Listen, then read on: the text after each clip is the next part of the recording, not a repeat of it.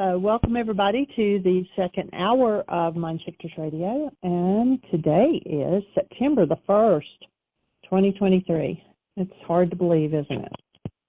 Anyway, we're glad you're here with us. We'll give Michael a moment to get dialed in, and I'll just, this was just interesting, you know, Michael and I have always said for years we use oregano oil, and it's actually a P73 is the name on it. We order it from Amazon. But anytime we have a sore throat, a cough, a cold, congestion, or anything like that, what you do is you put water in your mouth, tip your head back like you're going to gargle, drop the oregano oil into the water, and swallow. And the reason we do it that way is because if it gets in your mouth, around your tongue, or your cheeks, or whatever, it's very hot. And it just tastes like oregano oil. Anyway, a friend of mine, or of ours, sent me a link to a study that a young man did in his high school, I guess it was his science class, and he would put, he had dishes, petri dishes with bacteria in it, and in one of them he would put amoxicillin, and in the other one he would put drops of oregano oil, and every time the oregano oil killed all of the bacteria to the point he couldn't even measure the bacteria that was in it, and the amoxicillin hardly touched it. And so then he did it with it using just one drop instead of the amount he had been using, and it still killed all of it. And so I'm going to put that out on our website under health information. And it's a good thing to know. You know, we've got several things out there, natural ways to treat different things, and you know, instead of always going to the drug program. Because you know, I used to work for a penicillin company, and if someone's on penicillin for a really long time, if they're female, then they will usually end up getting a yeast infection. It's just like one thing leads to another. Some people, it messes up their stomach.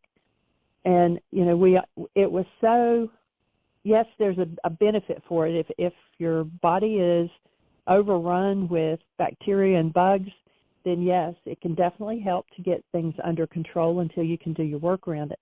But drugs will never cure anything. And amoxicillin was one of them that we did. We did some others, but they were all penicillins. And we worked in the office, not in the plant, but you could smell the penicillin. I mean, I could tell you after a while exactly whether they were running amoxicillin or augmentin or clavamox or whatever, just by the smell that was coming through the air conditioners. And it was so toxic that when the plant closed down, they couldn't sell the building unless another penicillin plant bought it, because, you know, and people that were allergic to penicillin couldn't work there. Or if your family, if you had somebody that was allergic to penicillin, you had to change clothes before you left and went home. And so that just really says something about it. You know, yes, it has a benefit, but it also has a toxicity. And they didn't push it, but it was to the point that they could have said we couldn't take our purses home, or that we couldn't, if we had pictures on our desk, we couldn't take them home. But they didn't push it that far. But when we got new computers, the employees, we, you know, wanted to buy the old computers because there was nothing wrong with them. And they would not sell them because they wouldn't take the liability of us taking equipment that had been in the penicillin plant into our homes and then something happening to someone. So just something to think about. But on our website under health information, we have, you know, besides the healing crisis information, we have stuff about Amen's Clinic, tissue cleansing through bowel management.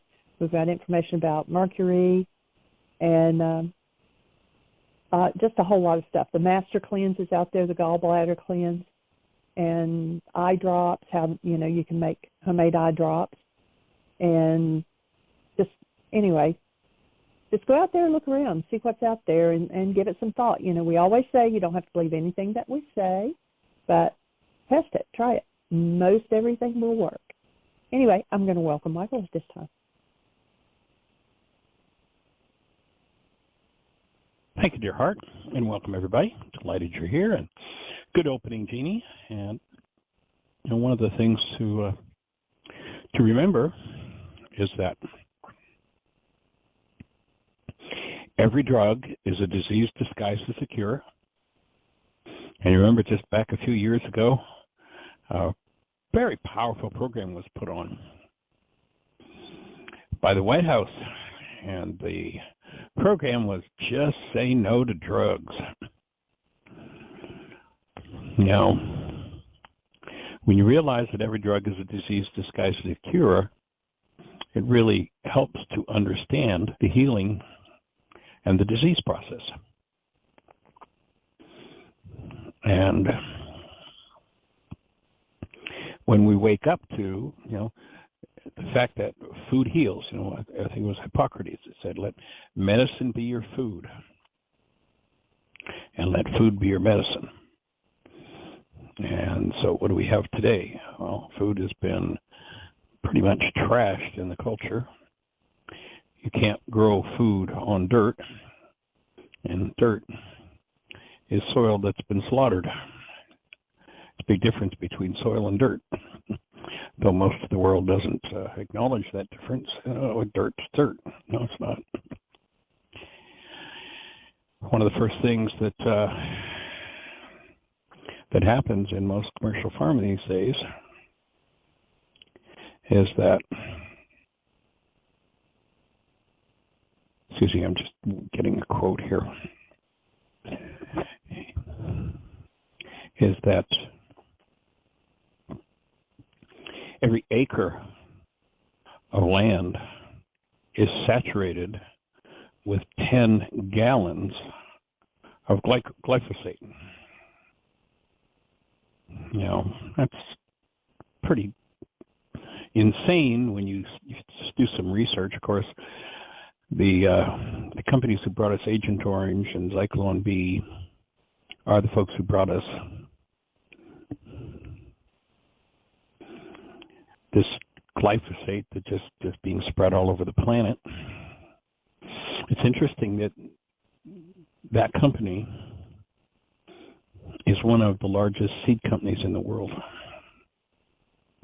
Interesting. Zyklon B for the gas chambers. Agent Orange. We know the trauma that caused to the generation that ended up in Vietnam, and we only know a part of it because of what we saw here in America with the American soldiers. But what it did to the Vietnamese is tragic, and still doing it. So Hippocrates is considered to be the father of modern medicine.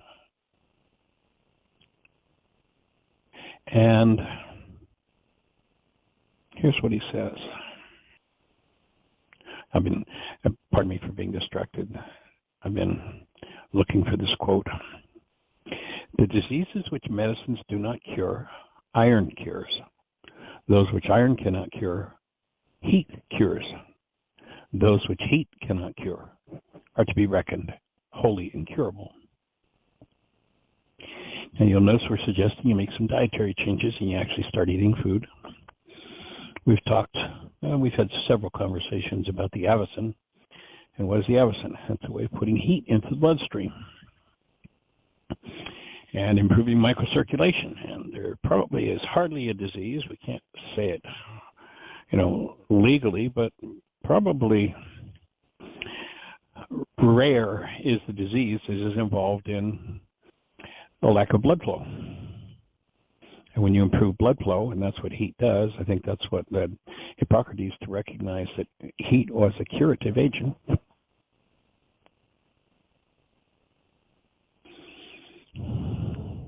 Oregano oil, food. Huh? How do you like that? Did a better job than amoxicillin in knocking out bacteria. And when it comes with all of its attendant energetic factors, then it not only knocks out invaders, but strengthens tissue. One of the factors that's needed in building tissue. So to, then recognize that the oversight of physiology comes from the mind, go to the opening words in the book of John, it doesn't say in the beginning was the Word and the Word became flesh. It says in the beginning was the mind energy and the mind energy became flesh. Whose flesh, whose mind energy are you living with in your flesh? I guarantee it's not mine. I guarantee it's not the person you've been blaming recently.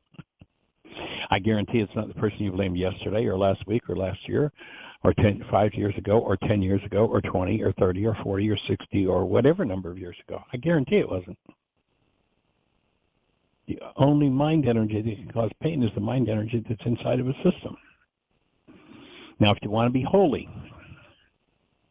I'm not suggesting getting down on your knees and folding your hands. I'm suggesting you look at all levels. You look at every factor that increases vitality of the system. You look at every factor that decreases vitality of the system. You eradicate to the degree that you can the things that decrease the vitality, and you increase the things that strengthen the vitality. And guess what happens? You get healing. Now, the food you're going to eat has to come from soil.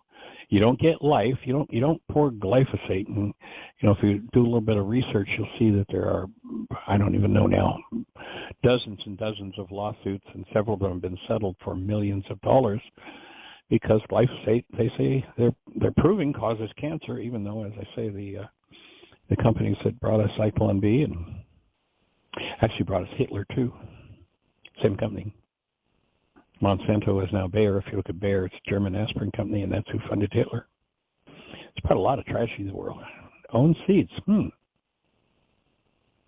And promotes the idea of using only seeds that are genetically modified by them because they're patented. Interesting that we live in a country, in a world where you can now patent life.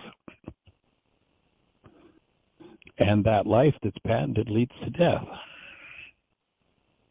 So lots of things to consider, lots of aspects to this healing process. And Miss Jeannie, I know that yesterday when we finished the show, you had a hand or two up, so I'm wondering if we've got a hand up, if anybody who tried to get into the show yesterday is with us and has something to share. There is no hand up. However, Lucy is with us, and she did have her hand up yesterday. So, whoops, she just, at the same time I turned on her microphone, her hand went up. So, hi, Lucy. Sweet. Welcome.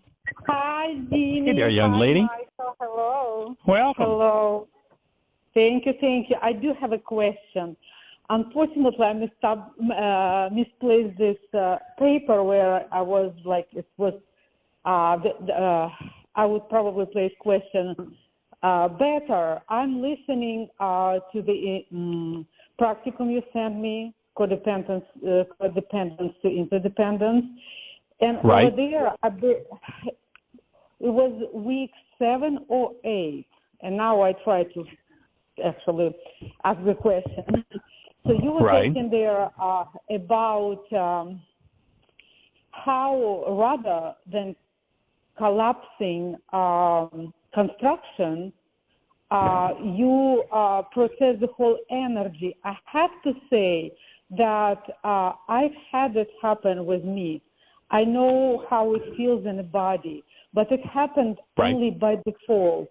Over there, you're saying that you will still work on it, how to maybe put in better words or maybe more detailed words. My question is, I got it. Can you explore that a little more? Sure. Here's my take. When the mind creates a construct we call perception, a structure in the mind, all perception comes from the content of carbon-based memory. So it's a reflection of the content of the mind.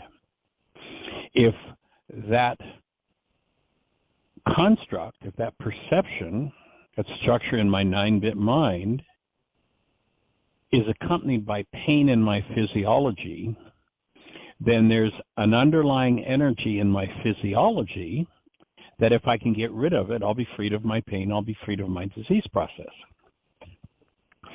Because most of us live in denial, remember that denial is when I think or speak as though something outside of me is the cause of what's moving inside of me, then I literally have to hide from myself the underlying energetic pattern that is, when stored in tissue, causing the pain that's reflecting in my body. That makes sense so far? Yeah. Oh, yeah. Mm-hmm. Okay. So when I have a painful reality come up, there are many things I can do to try to move around the perception in my mind and change it. And that can lead to some positive results. There are many,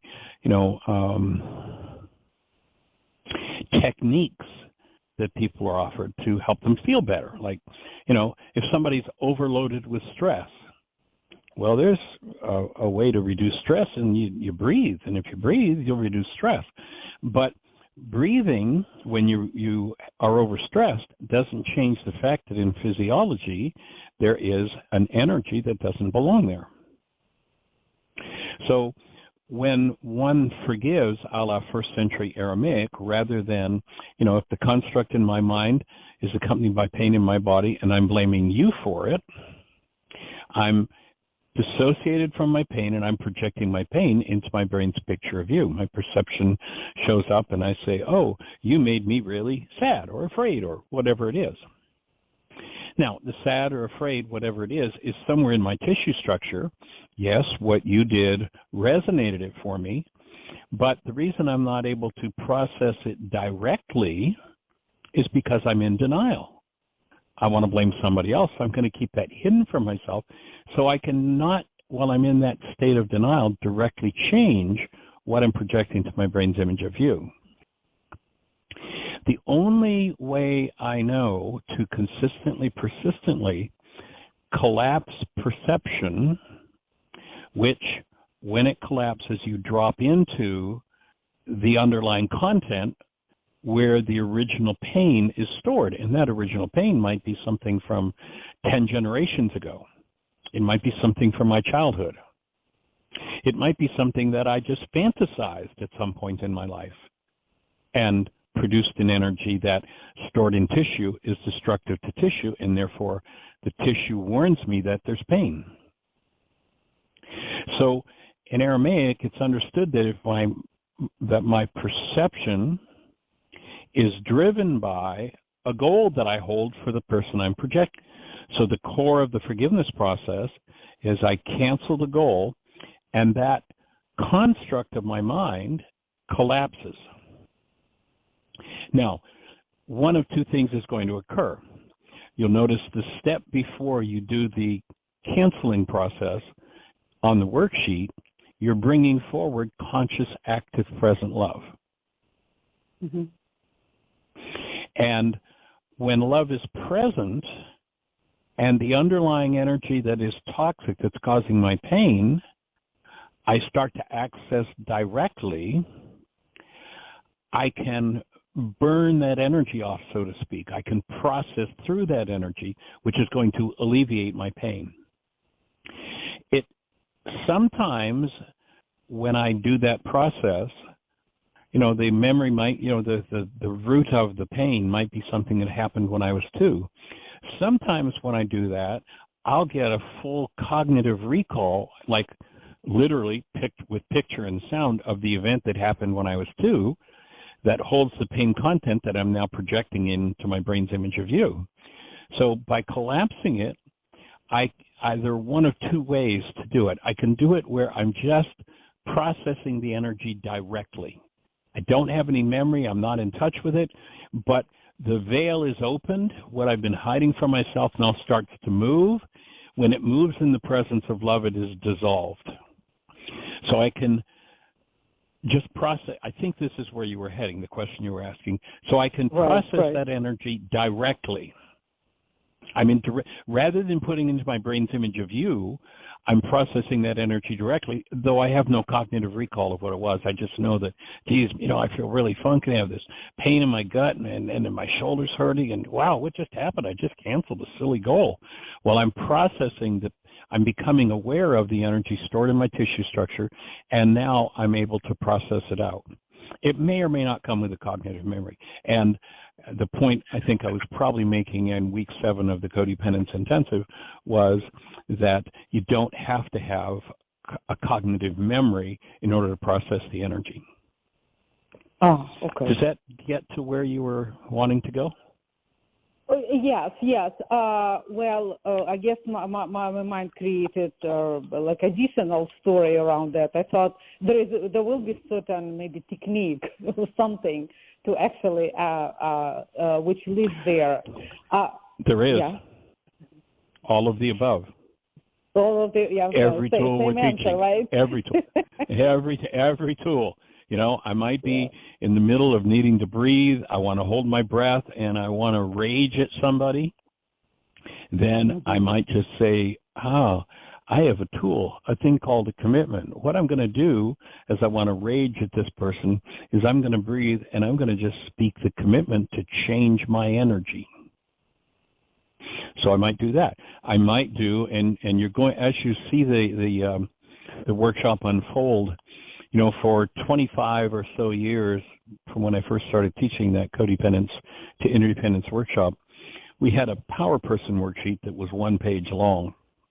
Mm-hmm. We did that intensive. Actually, what you have in those 90 hours of videos is 2 full online intensives.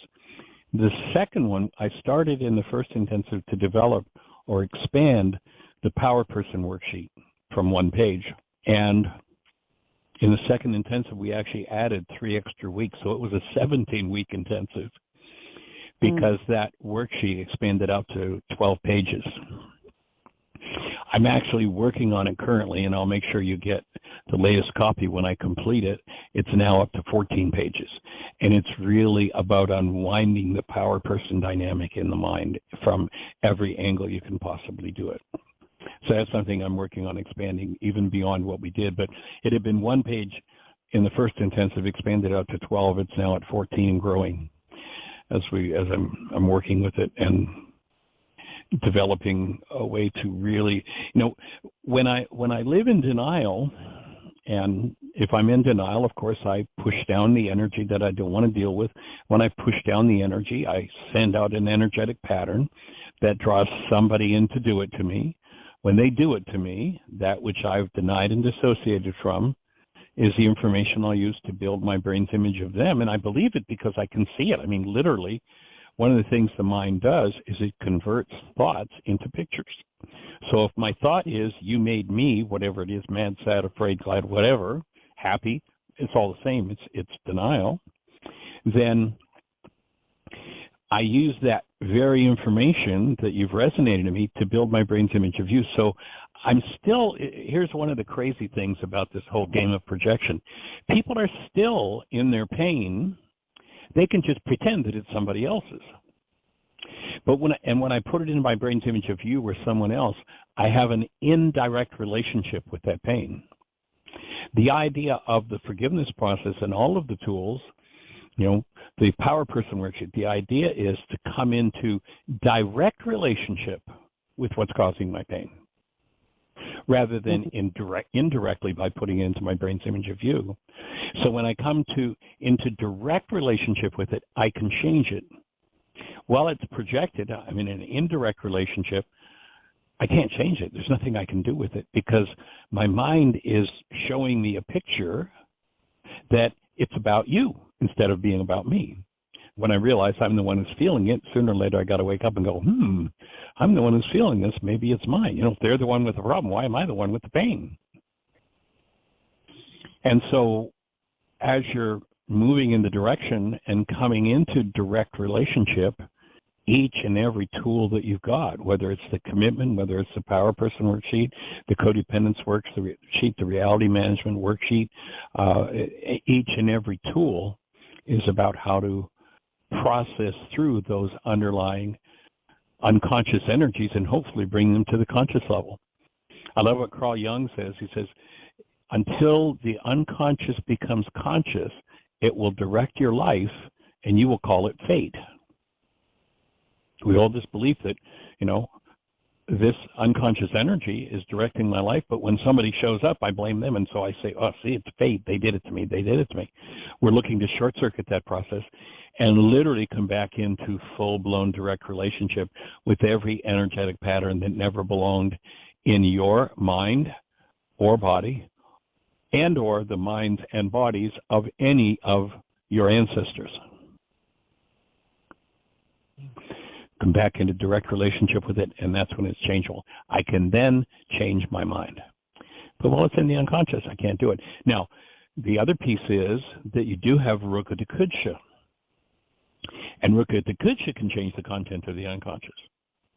That's why I don't have to have cognitive awareness of everything. When I'm inviting Ruka into this, for those who maybe aren't familiar with that term, and it's in the Aramaic language, what was taught was that inside of us there is what we could, in our modern language, call a super processor, Ruka Dakudsha. It's a feminine elemental force that undoes the effects of our errors and teaches us the truth.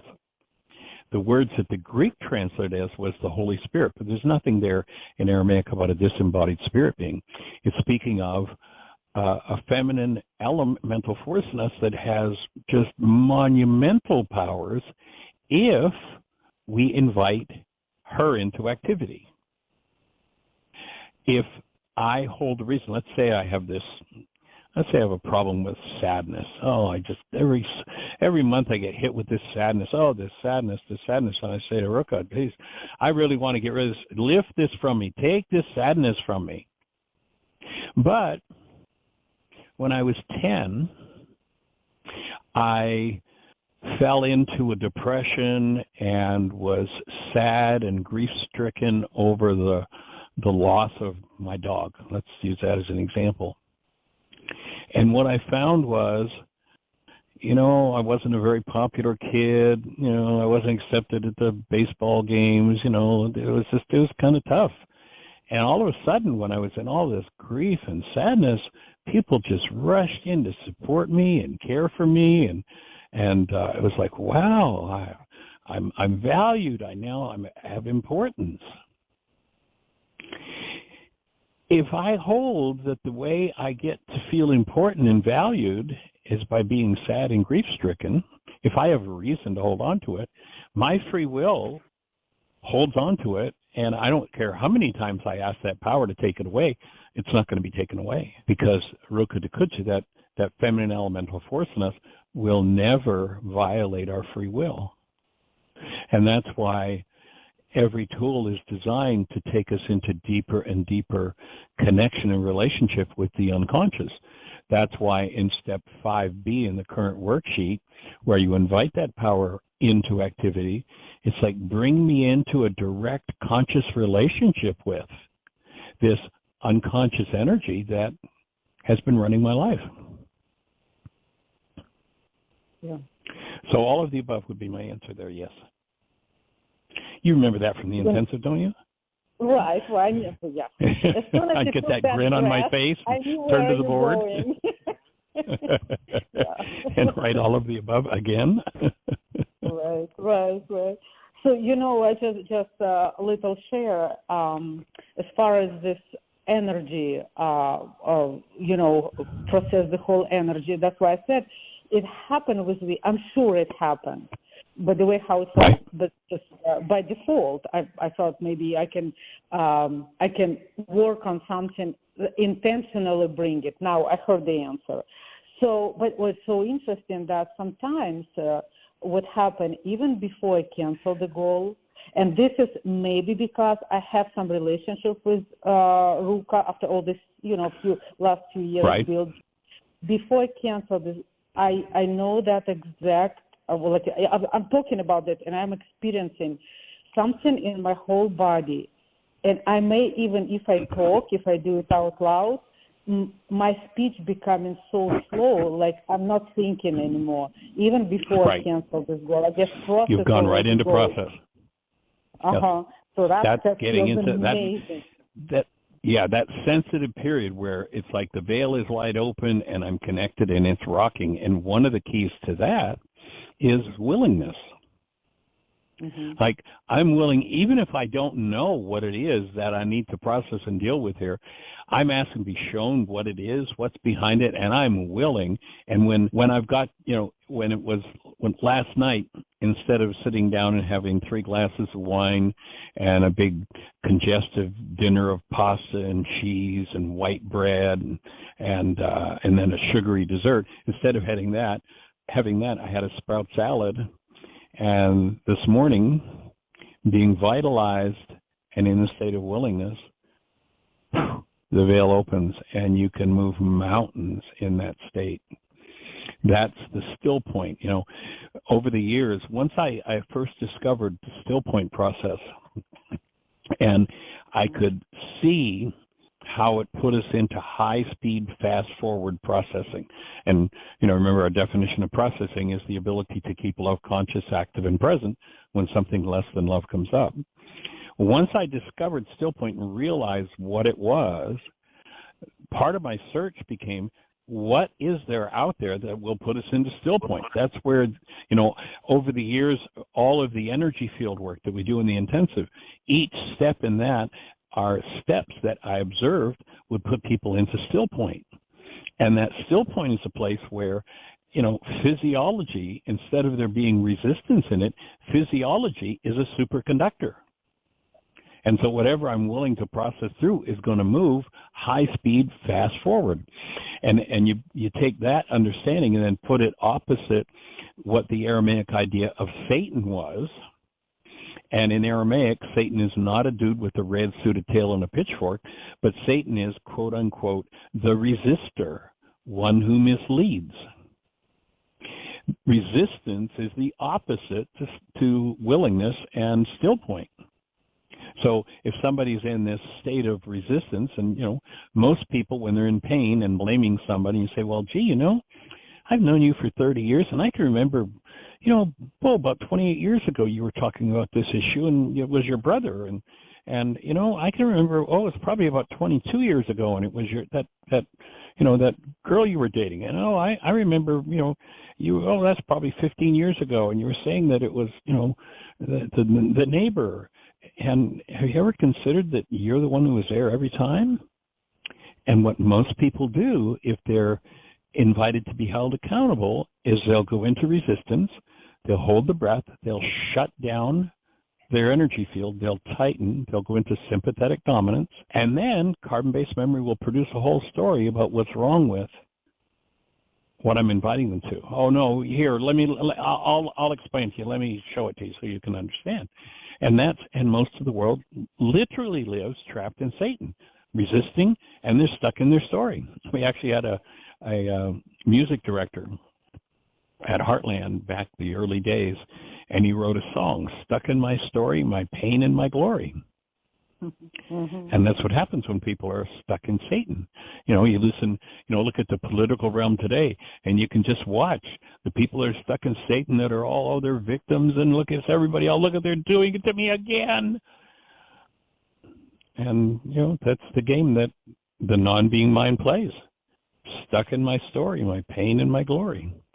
As opposed to literally breathing fully, when you really touch into your breath, a full breath, if you let yourself feel it, it comes from way down deep in the pelvis and all the way up into the cranium. All of that moves with a real breath. Most people have, you watch how people hip hop and try to walk and how they hold their heads and their necks, and that cranium is all locked up, the hips are locked up, the legs are locked up, and so energy can't move. They're now physiologically a resistor. And then, of course, when truth appears, they've got a story about how it's all somebody else's fault. And, so all of the tools are about moving every aspect of what we're talking about in the direction of wholeness.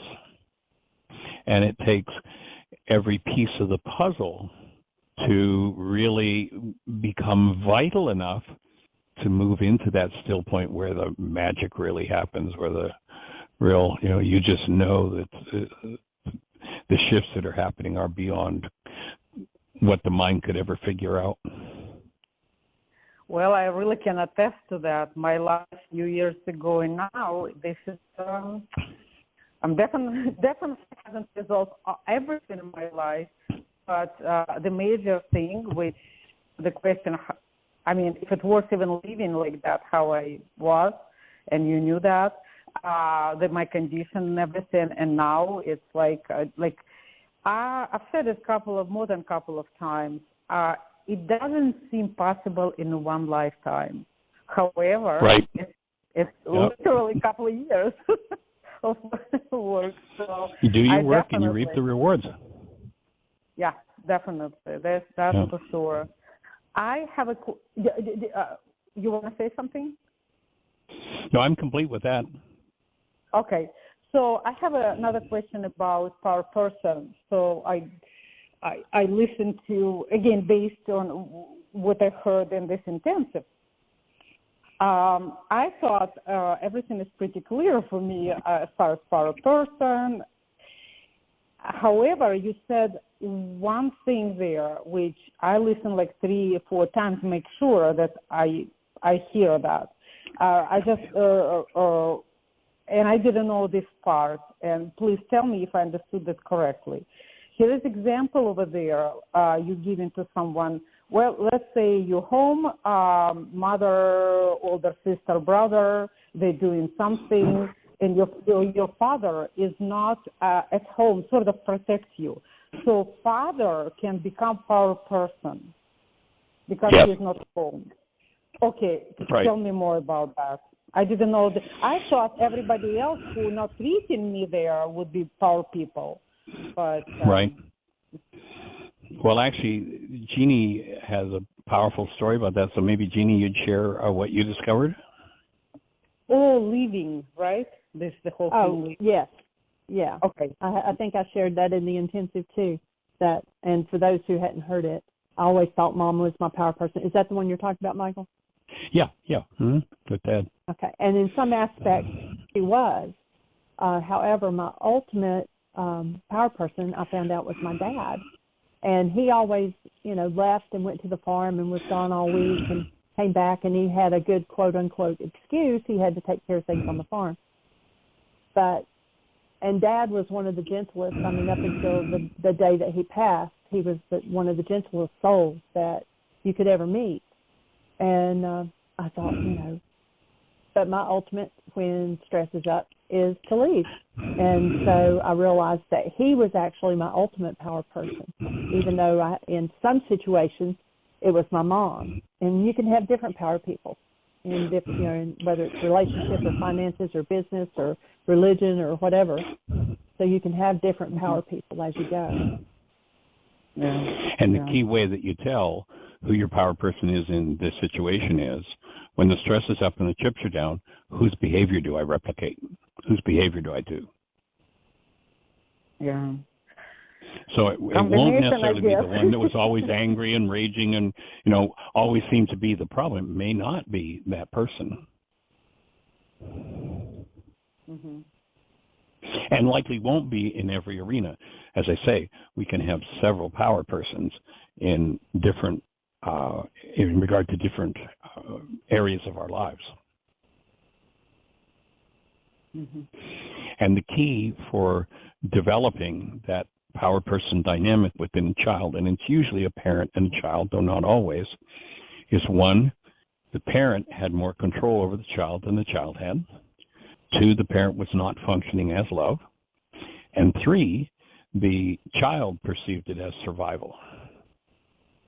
When that happens, when you think of us being an energy system, in that survival state, the child's field opens wide, just totally open, and whatever energetic patterns are active, even if they're unspoken, whatever energetic patterns are active are just sucked in like sucking water into a sponge. And then in the future, when the stress is up and the chips are down around that particular area of life, as Jeannie said, it could be in relationships or it could be in terms of finances. So Mom might be the power person in terms of relationship and Dad might be the power person in terms of finances. But you can always tell by looking at whose behavior do you do. Yeah. Understood. Cool. Well, I'm so delighted you're digging in that deeply and going for it. That's awesome. Oh yes, definitely. That's quite an instrument. It is. It's the way that and you'll have more fun as it goes, because the way the two intensives came together, like we did them almost back to back, so it was like the understanding, the dynamic, the information, the processing just became more and more and more intense and deeper with each intensive. So it was a pretty incredible happening for everybody that was part of it. It really was. I'm on week 11 now, so I see how it's unfolded. It's just pretty amazing. I just can imagine what it would be if it was actually offline, like in person. Yes. Yeah, but this is pretty like intense. fabulous. Yeah. Well, you're really rocking then. You're on week 11 already. You've been doing this just about full time then. I mean, you're up to what? You've probably done almost 50 hours of videos? Well, I guess I didn't count hours, but yes, a lot. Well, it's not. I'm not doing seriously homework. I just like taking it in. That's why I'm moving that fast. Right. But again, I don't do homework, but I do my worksheets anyway, like for whatever comes in my life. Good. So yeah, it's just wonderful, and I would have to say that, yeah, like even you're the master, and I would see, like how even you, if I may use this word, like developing, like it's like, I'm still doing my work. New level. It's like, the way how you talk, and just amazing. Listen, I'm really clear. For 40 years I was on the road, and now I'm in the 5th year of putting my head down on the same bed pretty much every night. It's pretty awesome, and it's allowed a new type of focus and a new level for me of my own work. And I'm really clear that I've handled far deeper and far more meaningful issues in the last 2 to 3 years than I handled in the previous 50 years in terms of my own personal work and personal process. Oh, phenomenal. Yeah. I guess that's why, like, universe, circumstances, whatever, I keep you put. That seems to be it, yes. We're pretty much settled here. Yeah. Well, I'm glad it's impacting you, that you're really doing that, and any insights that come, that seem particularly meaningful, that maybe are not shared, because, for me, that's one of the beautiful pieces of the intensive is there are, a dozen or more people, and they're each sharing what their insight is, what their process is, what their questions are. So that just expands it. So if there's anything you see particularly meaningful for yourself, or insight, or pieces of the puzzle to add, please let me know. Please, jot it down, put it in writing, or call me and let me know, because it'll all, it's always in development. Yeah, great. And then as far as this worksheet, is it on website or the 12? No. I'm actually working on editing it now. And I'll make sure that as soon as it's complete, I get a copy to you.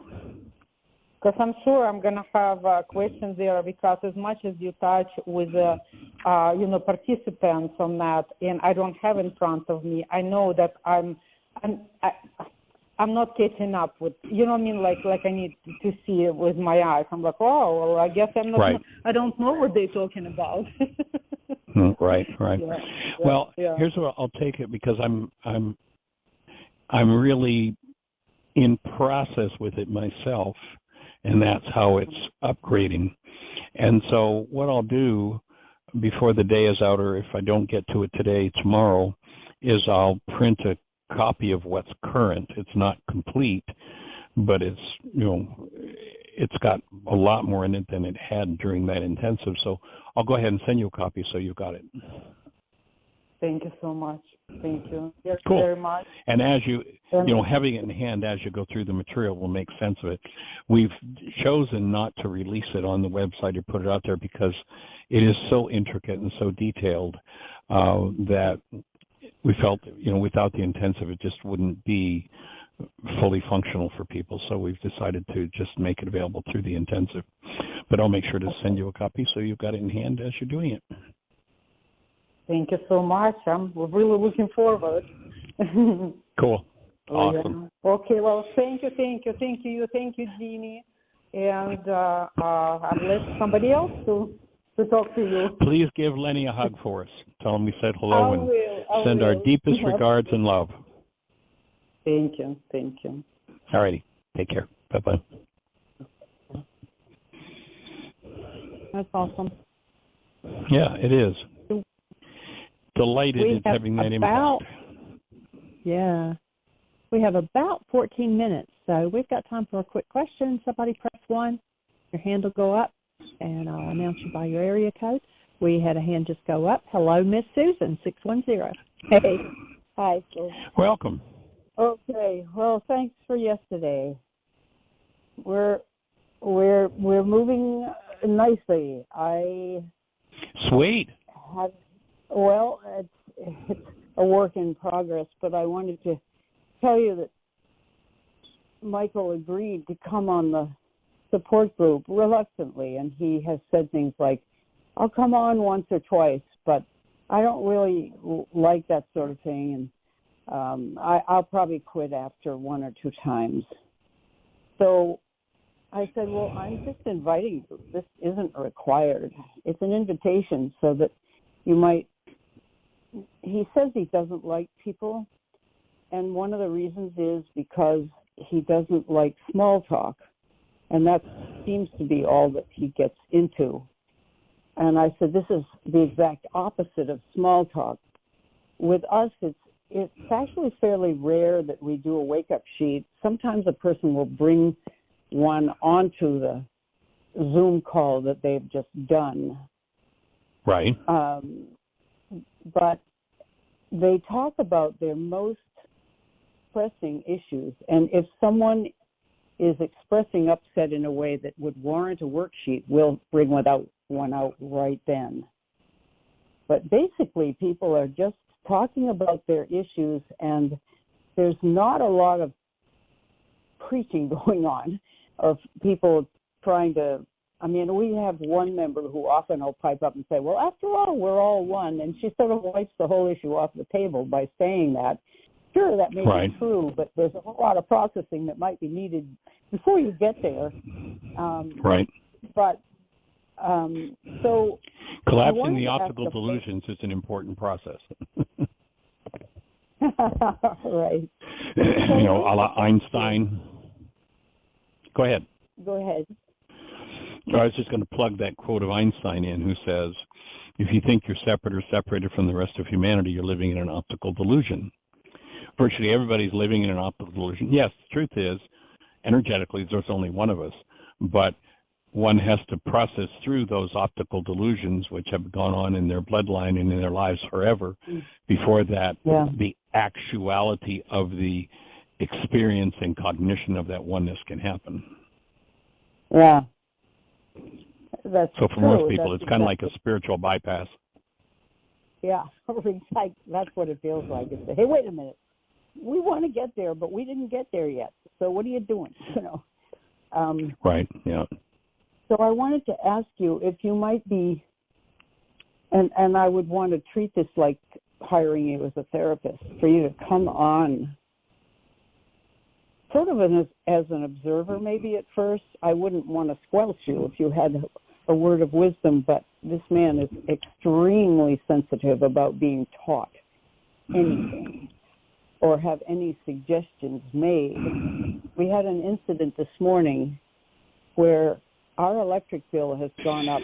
It was $400 last month, and that's about a jump of It was 150 before that per month. Well, Michael leaves his electronics on all night. He needs noise and needs images. So, I don't know if he needs images, but he listens to comedy shows all night long while he's sleeping. And I hear it when I come down into the kitchen because it's not soft. And this morning I said, Michael, what are you playing at night? Because I know that in the middle of the night, if I get up, I hear this, and I figure you're sleeping. And he said, oh, yeah, I have terrible tinnitus, and I can't sleep anyway without these shows going. And they're shows that I know, so they're a comfort to me. And they're in the background, and I can sleep when I've got them on. And I said, is there any other way that you could have it like a radio sound without the screen on? Because we're trying to figure out why our utility bill, our electric bill, has gone so high. And he escalated right to anger and defensiveness. And he said, well, if you want me to move out. And then he stormed out of the house and went down with his dog to the park. And the park is a half a block away. So I followed him down there, and I said, Michael, let's work together. We're not throwing you out. Winter's coming. You have a place to stay.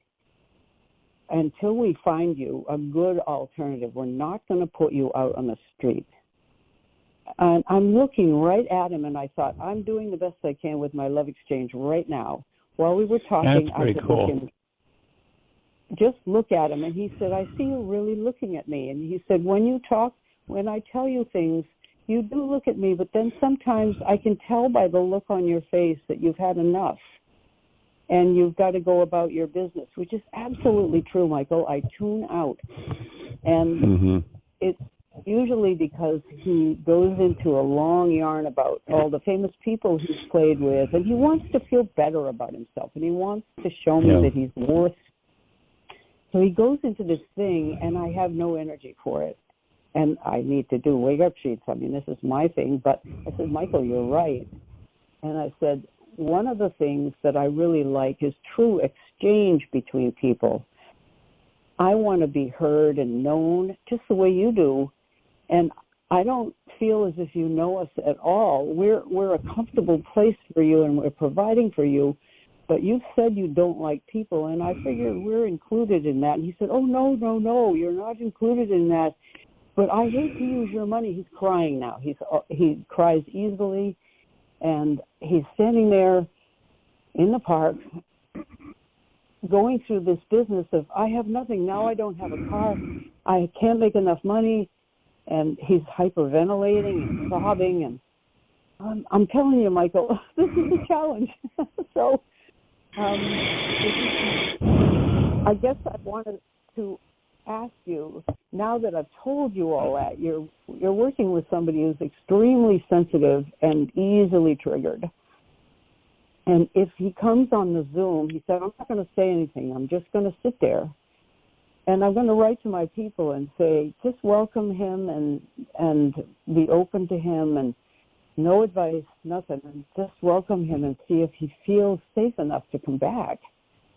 But I would love to have you meet. And this would be a way for you to meet him. Cool. Is he coming on next week? He's coming on Wednesday, unless he doesn't. But what I could do is text you. If he comes on, I could say, he's on, here's the link. Right. You could come on, and I'd love to have remind me what time it is? It's 10:30 to 12:30. 10:30 to 12. I stop in time for Dr. Tim's radio show, and sometimes we bleed over. But basically, it's Wednesday. And so, but I wanted to ask you if you'd be willing to have your video on, too. I know when you've dropped in before, you've not done that, and I know this is an imposition, but I would love to have him meet you, as much of you as he can meet. Right. Yeah. Send me a text if it looks like he's going to join, and I'll see if I can arrange my day. I just looked at my calendar, and it's clear at that time on Wednesday, so keep me posted. All right. Yeah. And this is a session, so I know you're back in business as a therapist. So. Oh, no, listen, you have supported us to no end, and I'm happy to do that. No, that's not required. Thank you. We're you're very delighted. I'm delighted that you're working with people, and I'd be delighted to be part of it. Great. Well, cool. Your insights are so helpful that it might you might have a tweak. We'll see what we can do. Okay, great. Thank you. Awesome. Can I ask you a quick question about the oregano oil? I used to have some. I used it up. I never got another bottle of it. I've been doing a regimen of, I can't tell you what it is, but one is an antibiotic for some kind of critters in my uterine wall or something. This is a nutritionist who has recommended this. Mm-hmm. Taking 2 sets of tests to wipe these critters out. And Jeannie is saying that oregano oil would be a good thing, and she's having me do, it's kind of embarrassing on the radio show, but do douches with apple cider vinegar. I'm wondering if oregano oil diluted might not blow my insides, or whether it would be a good idea. Thank you, Jeannie. She just... Yeah. I am not sure that I would put it up in me.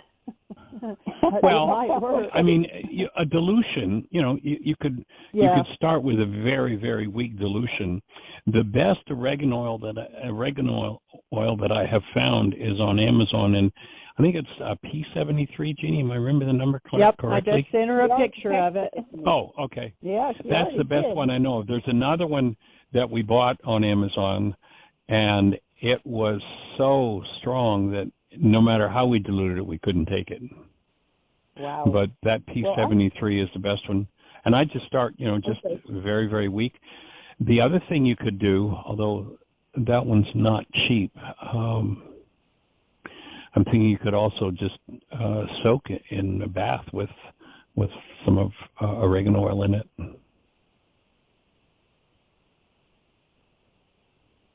But yeah, I wouldn't hesitate to use it as a douche. Just do it. Well, I mean, I of course couldn't do it as a douche, but but I think that just start with a extremely weak, so because it can be pretty intense. Okay. Thanks. All right. Awesome.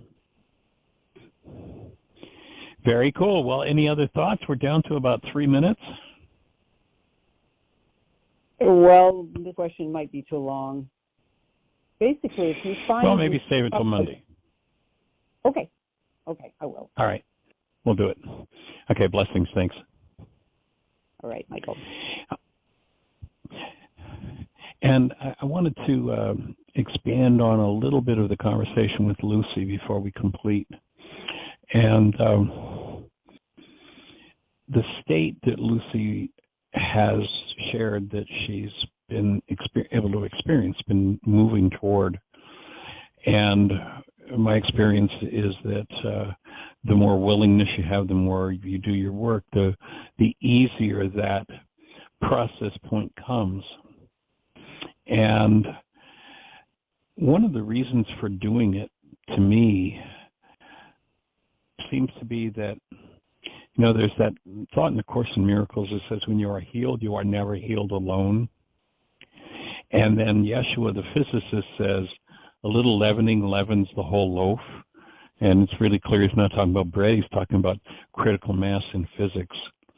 And each person that's willing to do the level of work that it takes to get to that space opens the energy window, opens the energy window for everyone on the planet to be able to make that shift, to move into that superconductor state.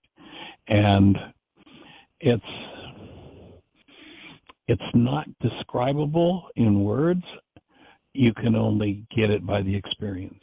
And, you know, everything that we've developed, everything that we're offering is to support each person stepping into that experience. And when you step into it, you know, I've had times, you know, the first time that it really opened for me, I was in it for about a year. It was a year before, you know, the things that before that happened were, quote unquote, I would say were upsetting to me. I now realize that my upset would surface. It took about a year before any of those things became important enough again, as that energy window stayed open in me. And I've had tastes of it since then. And each time you come to a new level, it gets a little easier to touch the hem of the garment, which is really what it's about, is touching in fully to the presence of love and being fully empowered by that presence. So thank you all for joining us. Create the best year yet of your eternal life. It is an awesome gift to give the world.